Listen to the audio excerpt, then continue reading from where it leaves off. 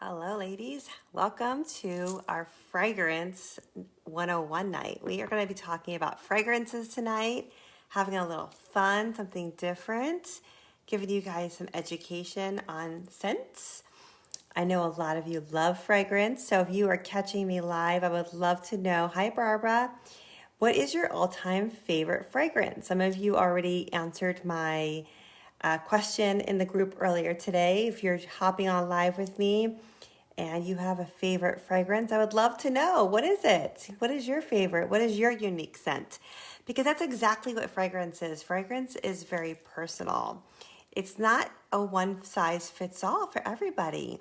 There are some fragrances, however, that are more neutral and can be worn day and night and can be worn on, anybody. But our body chemistry affects, hey, Melissa, the way the fragrances smell on each individual person. Did you know that? So your own pH body chemistry reacts to the fragrances, and it can smell different on me than it does on you, which I think is really cool. So I'm excited because Mary Kay came out with 2 new fragrances, and you may not even realize we have fragrance. I don't talk about it very often, but these are the 2 new fragrances. We have Velvet and we have Blush. So I'm going to give you some Fragrance 101 tips and education. I'm going to tell you a little bit about these. Let's just talk about fragrance in general right now, and then I'll kind of go into what these are and what they smell like.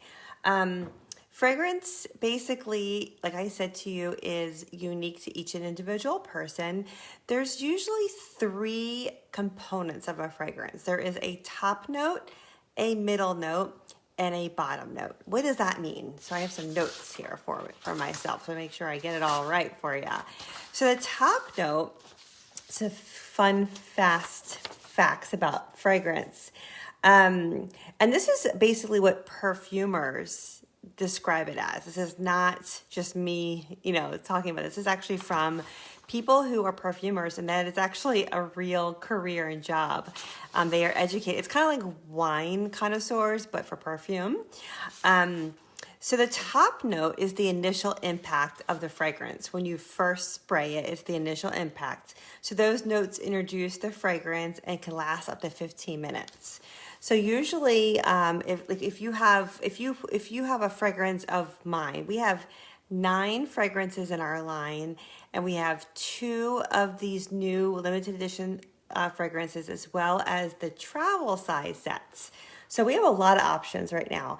I can always provide you, hey Joni, with the top, the middle, and the bottom notes. I can tell you what the general consensus of what the fragrance is, because sometimes you'll know off the bat, even without smelling it, if it's going to be something you'll like or not like, which is kind of helpful to know where you want to go, especially if you ever want to sample. If you ever want to sample a fragrance and I'm sending you a package, just let me know. I can always pop a fragrance sample in with your order so you can try something new. And I love fragrance samples because they're small and you can keep them in your purse. So it's a great way to kind of really test something out too. Okay, so the top note is the initial impact of the fragrance. It can last up to 15 minutes, and it's the notes that introduce the fragrance to you. So it's probably the first thing you smell, right? The first impact of notes. The middle note is the heart of the fragrance. It unfolds and develops a few minutes after the perfume is applied on your skin. They appear after the top notes have dissipated and can last throughout the whole fragrance experience. Okay, that's the middle note. So they're a little stronger than top notes because the top notes kind of die down a little bit after about 15, 20 minutes. The bottom note is the final impression of the fragrance and also the most long lasting. It can last several hours or after the fragrance is applied or the entire time. So it's helpful to know that because when you're talking about fragrance and, for example, if you don't like a certain tone or a certain type of fragrance, it helps to know what's in it. So for example, there are several different categories of fragrances. You might have musks, you might have florals, you might have orientals, you might have, woodsy smell. So the woodsy kind of goes more into the cologne section of fragrances. And you know, cologne is the same thing with top, middle, and bottom notes. Colognes are the same as a perfume with less strong of oils in them. So they're not as a higher impact of fragrance, so to speak, as a perfume. So a cologne is less impactful in the sense of the ingredients not being as strong than the perfumes are. And the strongest out of perfumes is something called a Perfume d'extract. And that is the strongest. It's actually an extract. And we do have one of those. So I'm going to show it to you. It's a beautiful bottle. It's called Illuminia. It's actually one of my personal favorites. Isn't it beautiful? I always tell people the Illuminia Perfume d'extract. I say perfume, but it's an extract. You can see how rich the color is. If you are somebody who likes, it smells so good. If you are somebody who likes like Coco, Mademoiselle, Chanel, those types of fragrances, like those strong fragrances, this is going to be something you're going to love. I have yet to find anybody who doesn't love this, but it's so strong and so impactful that the notes of this will stay on your skin for 2 days if you don't shower. So you don't need very much. So like an extract perfume, for example, you only need a very, very small amount. So it also lasts you a lot longer too. So the smell of this is much more bold in the sense of you don't need to like endouse yourself with an extract, or you will be a little potent, just a little bit. So that's the little difference. That's the differences between colognes and perfumes and extracts. Most of ours in our line are perfumes. And the two I'm going to talk to you about today is the Velvet and the Blush. So since we just discussed the top, middle, and bottom notes, I'm going to kind of show you these two perfumes, but what's unique about them as well. So the blush one is obviously like a pinkish color. And this one is, let me tell you what this one has. It has cassis at the top note, Bulgarian rose is the middle note, and sandalwood at the bottom note. So those are the top, middle, and bottom notes. And it's definitely, I wouldn't say it's floral. It's got some warmth to it, and it's got some like spiciness to it, I guess is a good word to use. I don't think it smells overly sweet. I don't like overly sweet smells. So that one I actually like a lot. And then the second one is the velvet scent, and you can see it's a little bit more amber type color. And this one, the notes in this one, let me get my little box here, are the top note is pear, the middle note is jasmine, and the bottom note is Madagascar vanilla. And this one is the one that surprised me the most because I don't smell the vanilla at all on this one. And I don't like vanilla scented products on me. And I cannot stand vanilla candles. So I just don't I like real vanilla. Like I could put real vanilla extract on my skin. My grandmother used to do that. Did anybody's grandmother used to do that? She and I used to bake all the time. And she used to take vanilla extract and she used to put it on her neck and on her wrist as perfume and put it on me because my most favorite thing to do was to smell the vanilla. And of course, we all know when you smell vanilla, it doesn't taste the way it smells. It's very bitter until you add sugar to it. But so basically, I like pure vanilla, but I don't like when they put vanilla in candles and usually in like body lotions and fragrances. But I love this for some reason. I don't know what they did to this, but I love this. I don't smell the vanilla at all. So this is my personal favorite. And that has the pear, the jasmine, and the Madagascar vanilla. And then the blush is the the cassis, Bulgarian rose, and sandalwood. But here's the coolest thing about these particular two fragrances, which I think it makes it so much more fun. I actually already put the velvet on my wrist. You can actually apply both and wear them together and make your own unique scent, which I think is a lot of fun because sometimes you like two and you're like, well, I want to kind of wear both, but you can't necessarily mix perfumes typically, but these have been made that you can wear them together. So I love that. And I actually like the way it smells on me better together than I do the blush on me by itself. So I like the blush. Most of you that have smelled these, that have seen me, are choosing the blush. But I personally love the velvet on me, but I like the blush and the velvet together on me, if that makes sense. So that's just interesting because, fragrances smell different on each person. So now I want to tell you a little bit about fragrance in general. And this goes with any fragrance, not just Mary Kay fragrance, any fragrance whatsoever. So if you ever want to try one of our Mary Kay fragrances, I have a container full over here of beautiful fragrances. Look at these beautiful bottles that I can always make you a fragrance sample. And a lot of you, if you have recently ordered product from me the past week or two, you have all received samples of the 2 new fragrances inside. So I hope you're enjoying those, and keep them in your purse, and you can use them to refresh with and see if you like them or not, test them out. I always like hearing your feedback too. So if you can share your feedback with me, which one you like, or if you like both or one or together. I have lots of fragrance samples that I can always make you.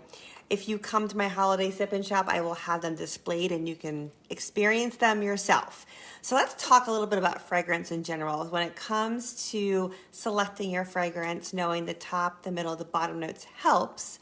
But then you might know, for example, I don't like anything that smells, woodsy or, ambery, or you might not like something that smells super sugary sweet. So that helps you knowing what to stay away from when you're talking to somebody who's helping you with fragrance. Help you guide you to the right direction, okay? Because the other thing to know about fragrance too is that, like I said, it smells different on you than it does on me. So here are some really cool tips. First of all, when you are smelling fragrances, did you know that you need to clear your nasal palate, so to speak? So the best way to do that is to have some coffee grounds with you. So if you are smelling multiple fragrances, you can actually spray the fragrance on a tissue or on your skin, however you're doing it, and then smell the coffee. It clears out that fragrance out of your nose so you can smell the true, genuine fragrance of the next one that you're smelling. So it really helps you get a good indicator of what you like and what it truly smells like without mixing them. Because you know how when you're I've seen you guys do it here. You come over and you're spraying them everywhere. I'm like, we don't know what's what. So I always bring my coffee grounds out so it helps you figure out the true smell of the perfume and the cologne. Okay, so here are some fragrance tips as a whole. When you're wearing fragrance on a day-to-day basis, you want to always shower before you apply your fragrance, okay? Because you want your pores to open and absorb that fragrance. So having dry skin is not going to help the fragrance last as long. So having your pores open is the best time to apply your fragrance. Number 2, always moisturize your skin before you apply your fragrance. And that's because perfume on, again, dry skin, it's like pouring water on, on those hot, humid days where it's like 100 degrees outside and the ground is like completely dry, solid, crackling. It's so dry, it needs so much water. It's like pouring water on that and it just kind of like goes away. So when you apply perfume, hey Jen, hey Caitlin, when you apply perfume on well moisturized skin, it's going to help you get the most experience out of your fragrance and out of your perfume. Okay, it locks into the skin basically. Number 3, okay, apply your perfume first on your body and then put your clothes on and then your clothes. So perfume goes on your skin first. If you want the best experience from your fragrance, you want it actually on your skin, okay? We'll get to the clothing part in a moment. So pulse points, let's talk about pulse points. Fragrance, the best place to apply a fragrance is on your pulse points.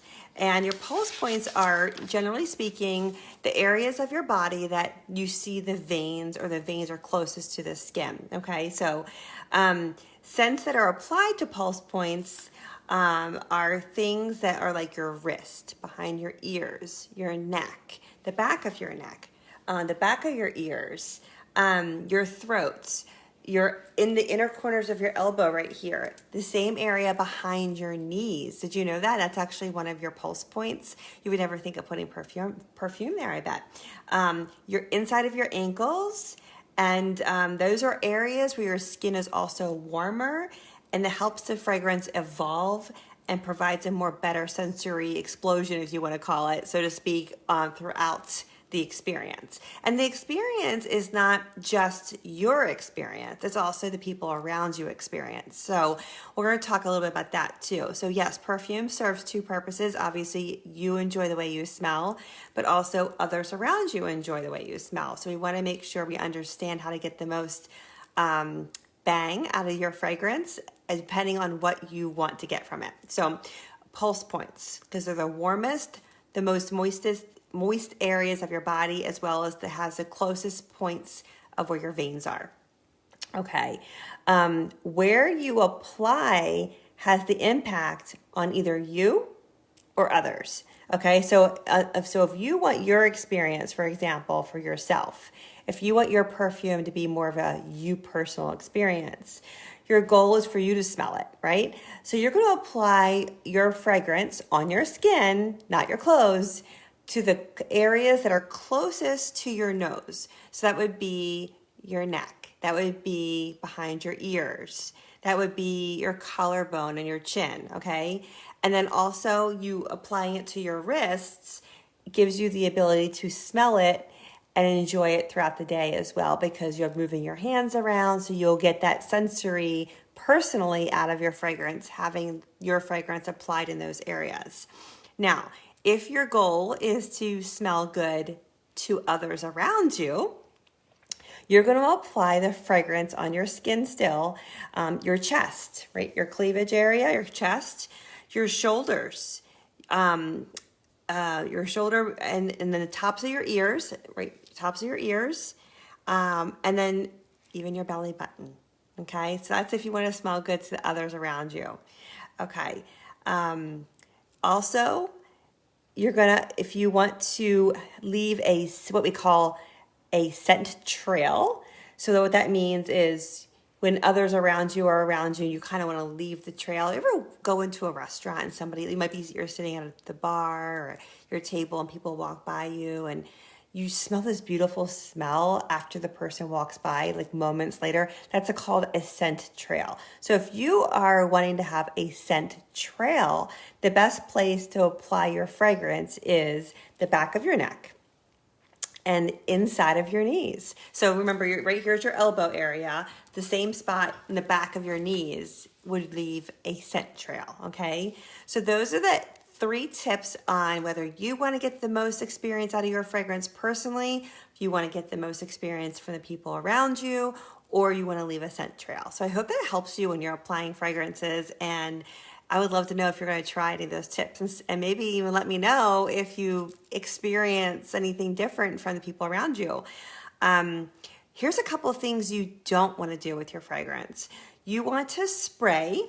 So let me show you what I mean by that. You want to spray, not mist. So you want to spray it, okay? Not mist it and then walk into it, okay? So misting it in the air and then walking into it is not going to get you the best experience from the perfume. Number 1, a lot of it goes to the ground and then just into the air, and it doesn't actually get into the skin, to these pulse points and the areas where your skin will absorb the product and the fragrance to make the most bang for your make the smell the best it's going to smell on you and your body chemistry, because there's no body chemistry working into it. Most of it actually doesn't even get on you, and whatever it does get on you when you do the misting experience it's just getting on your clothes, which doesn't last as long, okay?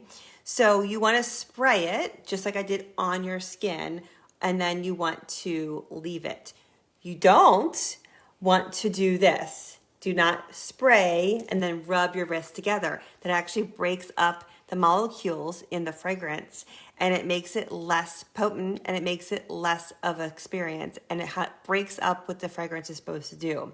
So you don't want to apply it and then rub. It's a habit. I know probably how many of you, I want to know, are in that habit of spraying your perfume and then going like this to get it on the other side. Don't do that. You want to spray it, and don't rub, okay? Let's see here. I think I combined a couple of things. Okay, number 6, you can also spray it into your hair and on your clothes, okay? Now, that does not mean you're not going to spray it on your skin like we just talked about. If you want to have all those experiences, you still want to apply your fragrances on your skin, because remember, our skin has natural body chemistry that's reacting to the fragrances and the essential oils that it's giving you that long-lasting smell. If you spray it on your hair and your clothes, it does have a natural tendency to hold on to textile type textures like your clothes and your hair. But remember, it's not going to react to your body chemistry that way. It's not going to smell unique to you. It's going to smell whatever it's like in the bottle. Okay, so there's a kind of difference there. There's no chemistry going on basically that way. And it also won't last as long if it's just on your clothes. So that's one of the reasons why you always want to apply your fragrance on your skin before you put your clothes on. And if you want to do another spritz on your clothing, you can, okay? And your hair. So does anybody put perfume in their hair? I would love to know who wears perfume in their hair. We'd love to hear if that's something you do every single day and what your experience is. Number 7, and this was actually something that makes sense to me, but I didn't realize it until I was, doing my research in our system. You want to change your perfume regularly, apparently. And I know some of you have commented, you've been wearing the same fragrance for over 30 years. Oh my goodness, I can't believe it. The reason why you want to change your fragrance regularly is not because people are trying to sell you new fragrances. It's because your sense of smell has a memory. So your sense of smell has it's like a brain, it has a memory of the smells. So your brain goes to work and it says it wants to protect you from being overstimulated. So you don't tend to smell your perfume if you've been wearing it for a really long time.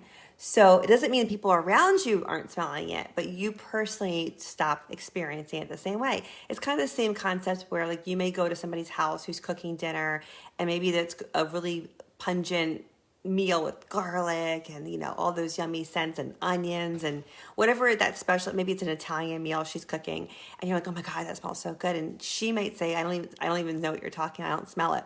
Because she probably has cooked it so much. Her sense of smell and her chemistry, her brain has protected her, so to speak, from being overstimulated with those same scents. So she doesn't smell it the same way you do. So isn't that interesting?